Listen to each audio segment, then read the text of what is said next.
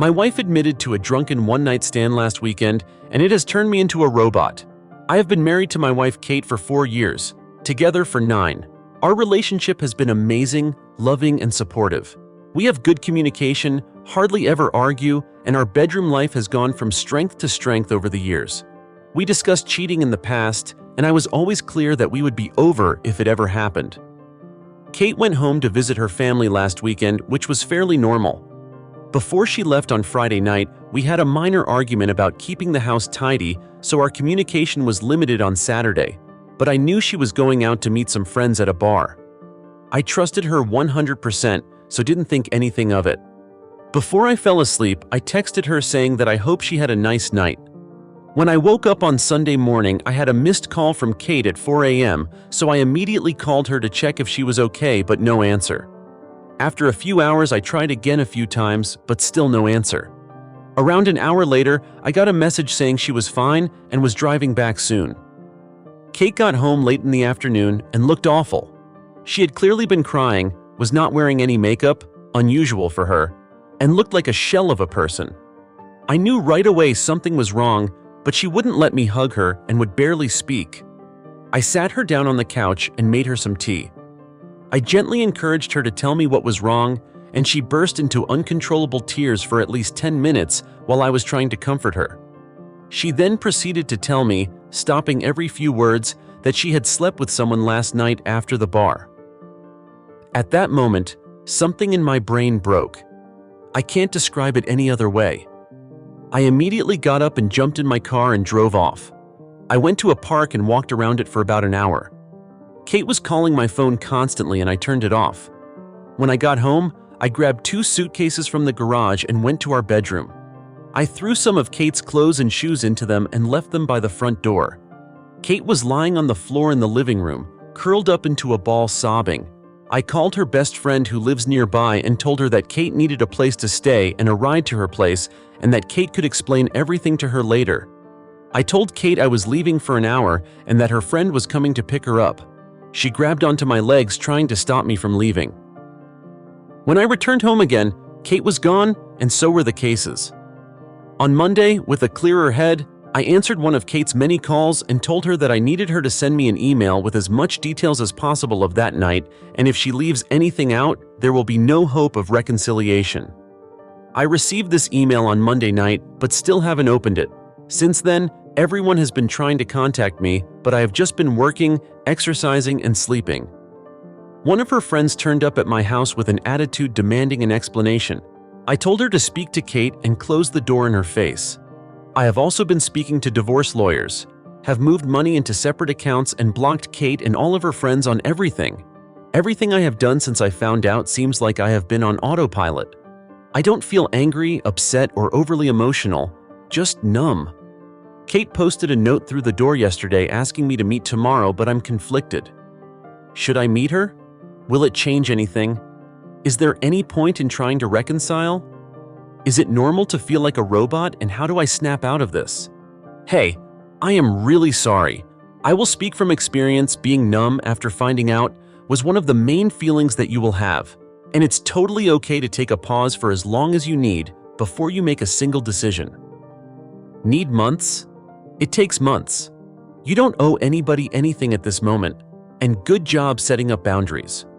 Regarding whether to read that email or not, think about it before doing so. Generally, there are 2 types of people: the ones that want to know as little info as possible, and the ones that want to know every single detail there is, how it felt, how, and what they have done. I personally did want to know every detail. I would say it helped me. Definitely caused me to imagine how it happened many times. Sometimes I wonder if I would be better off not knowing. She does seem remorseful. She did admit it herself, and as soon as she could in person.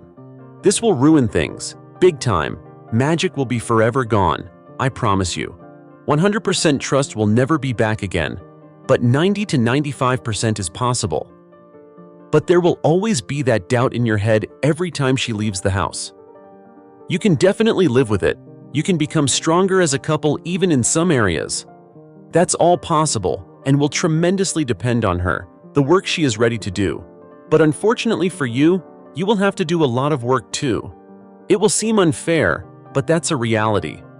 We all said that we will never forgive infidelity. But I tried staying. I stayed for 1.5 years. Did the work, read the books, watched videos, did a lot of talking, etc. I personally couldn't get over it. My psychotherapist said that everybody takes it differently. Some can live with it, some cannot. I took it as 10 out of 10. It made me a shell of a person for those 1.5 years. It affected my next relationship. If you can take it, if you can do the work, if you know she will give you the compassion and understanding that she is ready to do anything to help you, it might be possible. But keep in mind that post-infidelity relationships are very different and have very different rules. If you decide to go to a psychotherapist, get the one that specializes in infidelity. Whatever will be required to reconcile could be considered controlling and unhealthy by regular psychotherapists. I wish you the best, my friend. Honestly, I would do exactly the same thing as you. Cheating is a huge deal breaker for me. There would be no fixing it for me. So unless you think there may be any chance to work it out, I'd say you're doing everything right. If you're unsure, keep everything as is, and if you've talked to a lawyer already, hold off on filing for divorce and maybe talk to a therapist first to sort your feelings. She knew how you felt about cheating, and there's no excuse she can give to justify it. If she loved you and respected you, she wouldn't have done it, period. I'm sorry you're going through this. For perspective, cheaters don't usually fess up that easily. But I also get it, it sucks. I think asking for the details, you may not want to know them, is hard. That she's giving them to you is something I would have killed to have. I had kids with the person who cheated on me, so I was wanting to try and reconcile. If I didn't, I don't think I would be okay staying. Something to consider, most states have a no-fault divorce rule. What that means is infidelity doesn't really give you any less power in a divorce. You making her move out really needs to be explained as her choosing to leave. Speaking to a divorce attorney will clarify, but I'd be careful about some of the steps you are taking. At the end of the day, I was justifying my situation in that neither of us were virgins when we met. The trouble I had is that in her mind, she had justified cheating on me, and that was something I couldn't as easily forgive. Good luck. I think that acting before you've even given yourself a chance to figure out how you're feeling or what you're wanting is a recipe for regret. Even if your marriage is not salvageable, you need to give yourself a chance to process and feel things before you decide to end it. Autopiloting through a divorce is not the way. You will end up making sloppy mistakes because you're not actually thinking through your reasons or your next steps, and it may leave you wanting answers that you can no longer ask for because you no longer have any ties to the person who has them. Find somebody who can support you through this, and then let yourself feel the pain of this betrayal. Grieve, cry, rage, legally and non-injuriously. Whatever you need to do. Read the email or don't, but make a conscious choice and know why you are making it. Decide what you want to know and what you don't want to know. Look at the balance of scales in your marriage. Consider your wife's character and the circumstances under which she confessed. Think about whether that hard and fast cheating is an instant deal-breaker rule is still serving you, or if it's just causing you more pain instead of minimizing it. There is no right or wrong answer, but right now, you have no answers, and I think you will come to regret not thinking this through. At worst, you will still end up divorcing, but you will be at peace with that decision, because you'll have made a fully informed and considered choice instead of a thoughtless knee-jerk one. Breaking up is a completely valid response to cheating. However, you may want to book an appointment with a therapist to talk about this with someone. Not everyone who gets cheated on breaks up. For some people, the relationship takes a massive amount of damage, but is able to keep going and heal somewhat with time. For others, the relationship takes a massive amount of damage, but the resentment and anger are too great and it still fails. You may want to do a separation for a month with minimal contact to sort out your feelings. Again, divorce is completely reasonable here, but you probably should make very certain that's what you want before you go through the cost and effort of that. After reading your comments, I decided to meet with Kate, but not read the email. Kate came to the house yesterday, and when I opened the door, she looked terrible. She tried to hug me and started mumbling apologies, but I stopped her and we sat down to talk. I started by telling Kate that I would be recording the audio of the conversation, and she agreed. I then asked her to explain what happened and told her that I haven't read the email she sent. Kate said she had been at the bar with 2 friends. I know and like both of them, and told me what she had to drink. I was surprised at how little she drank because it was the same amount we would normally drink when going for dinner, a few glasses of wine and a cocktail. She admitted she was only slightly tipsy. One of her friends, Sarah, has a younger brother, Max, who came to pick them up around midnight. It's a running joke in their group that Max has had a major crush on Kate since high school, and I had heard them joke about this. The 4 of them went to get some food, and Max then dropped each one off until it was just him and Kate. Kate said she didn't want him to drive the 20 minutes to her parents' place after working all day, so would just order an Uber from his apartment. She went into his apartment to order an Uber but couldn't get one. Max suggested she should crash in his bed and he would take the sofa. He would then drop her off in the morning.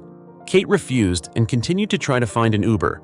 They were sitting on Max's bed and he kissed her. She kissed him back and they ended up having sex. She confirmed again that it was consensual. After that, she broke down crying from guilt and Max took her home. She cried for another hour, then tried to call me to tell me what she had done. We had to stop a number of times because Kate kept breaking down and crying hysterically. She told me it was a huge mistake. She got caught up in the moment. It was terrible. She only loves me, blah, blah, blah. After she was done, I told her that her story didn't make sense, but it didn't matter at this stage because I was done. This caused another breakdown. I told her I was going to continue with the divorce preparations, but for the next month we would be separated with no contact. I also told her that we would both remain faithful, would get a full STD panel, and she would tell our mutual friends and family what happened. If she sticks to these conditions, I would be willing to meet again to see if there was any way forward other than divorce. She enthusiastically agreed to this, but made it clear that she did not expect me to stay faithful to her. I know many of you will criticize this decision, but I need to be sure that divorce is the right option after I have had time to process everything that has happened. I am still 99% sure that is where we are heading, but I need to be 100% certain.